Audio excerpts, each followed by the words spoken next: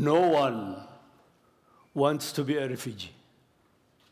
No one wants to be burned alive due to xenophobia in the streets of South Africa. No one wants their organ to be removed by knife, to have them sold. No one wants to flee their own country in terror, leave their loved ones, and risk death on the road. I was born in Ethiopia in 1955.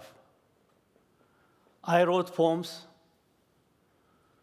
loved writing, and I noticed social injustice. My parents were strong, hard-working people. They taught me to be strong. And as a young man, I became a member of Ethiopian People Revolutionary Party, or EPRP. EPRP was fighting against the military dictators, calling for land for farmers, fair pay for workers, freedom of speech, freedom of religion, and emancipation of women. The military surrounded my home, took me away to the Central Investigation, the most torturous prison in history, Ethiopia, to be interrogated. They said, for only 5 minutes. It turned out to be 5 years. My crime was speaking my mind. 2 months before they took me away, they took my brother. My brother was tortured worse than me. The last time I saw him, he was sliding on his bum to the washroom, too weak and injured to stand. I found out later that he and other 41s were rounded up, shot in the head. No one wants to be a refugee. No one chooses to be tortured, have nails pulled, fingers and toes cut, no sitting or sleeping allowed. A weight hangs from one's private part until he dies. No one wants to see their son hanging upside down, bloody from the torture. His mother was forced to take part in his torture. These are the refugees facing the nightmares.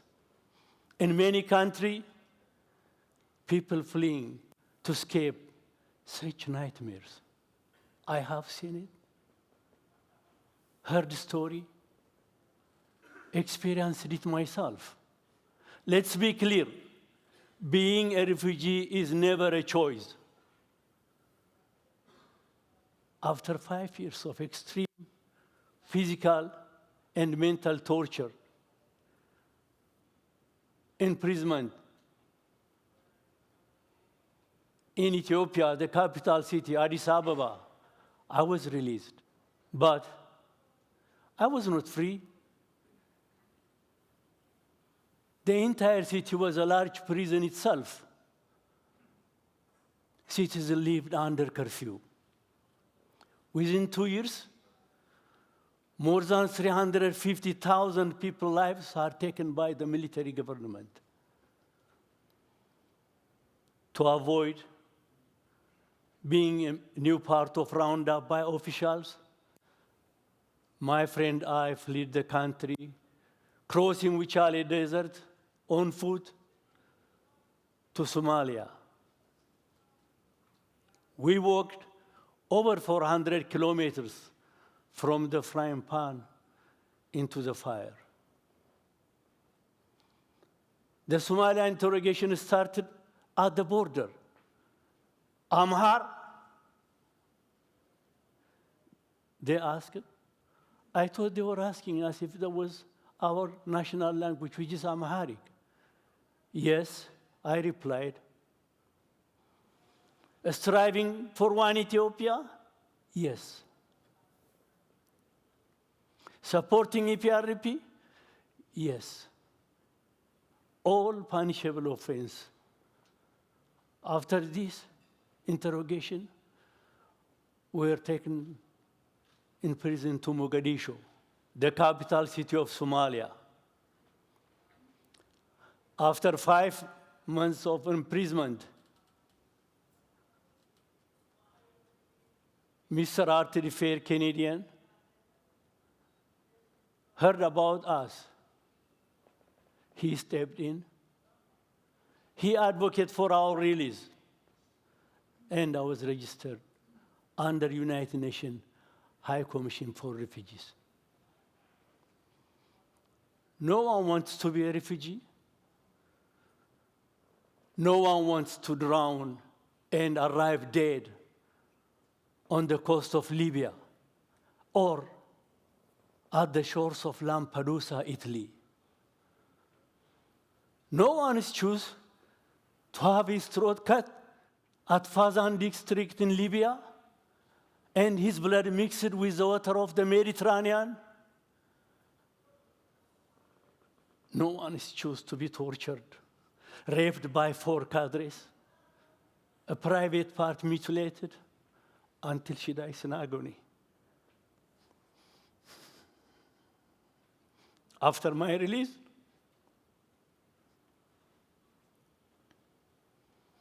I discovered Amhara female refugees were being disappeared. They were doubly punished, often given over as a gift to officials. In one case, a woman became pregnant. So,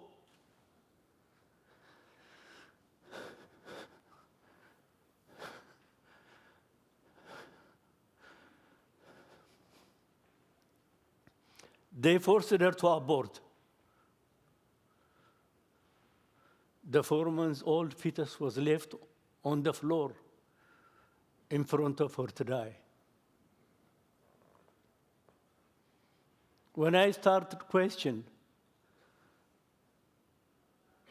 about the human rights of prisoners, I was repeatedly arrested and detained.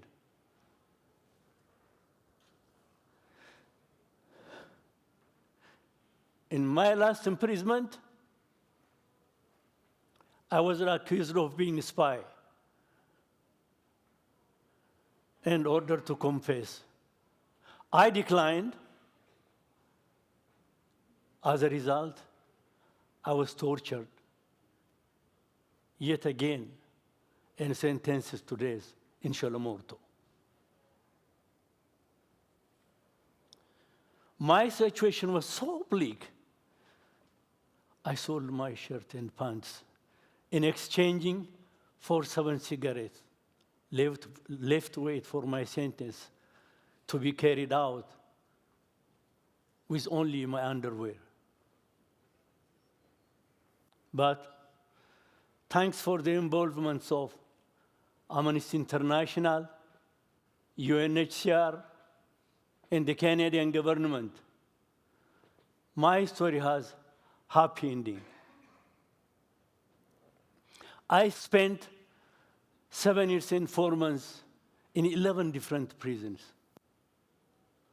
Finally, I breathe in, yes, freedom.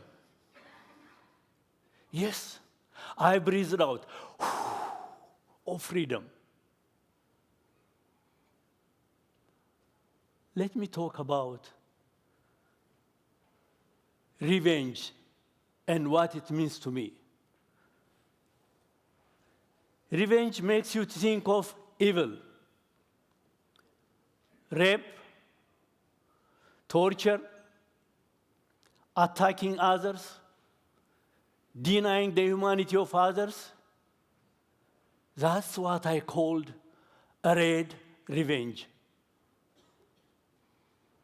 The Amhara woman story I told you about, being forced to have an abortion, who nearly died. My not telling her story, it would be a red revenge. My not telling the story of many refugees who are being tortured, raped, attacked, imprisoned, disappeared all over the world, it would be a red revenge.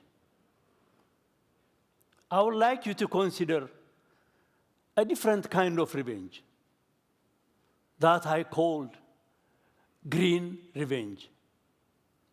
Green revenge is about opening your heart, unfolding your hand, and opening your door to those in need. Green revenge is about making others feel safe, respected, understood. On my way to Winnipeg, the immigration officers from Toronto, they notified to Winnipeg officials, the Barefoot man is coming. I arrived in Winnipeg in rag and with barefoots. My counselor, Margaret Black, when she met me in the airport, she brought me pants and shoes. That is her great revenge. To date, I have sponsored over 100 refugees and their family come to Canada, because being a refugee is never a choice, because it is my great revenge. Those I have helped by adopting a green revenge, now they are helping other new refugees. Standing here today, telling my story, the Amhara woman story, the story of many refugees, it is my great revenge. Martin Luther King once said, our life begins to end the day we become silent about things that matter. I was a refugee before I became a hard-working citizen and contribute to Canada. Yes, I was a refugee before I found a community of people who have shared the same pain as me. Yes, I was a refugee before I called Canada home and to become a proud Canadian. Refugees are a part of the backbone of our economy, added the richness in our culture and diversity. Refugees comes with knowledge and experience. Refugees brings courage, growth, strength, and tenacity. Let's be a voice for those voiceless by taking a green revenge. Thank you. Megwich, አመሰግናለሁ።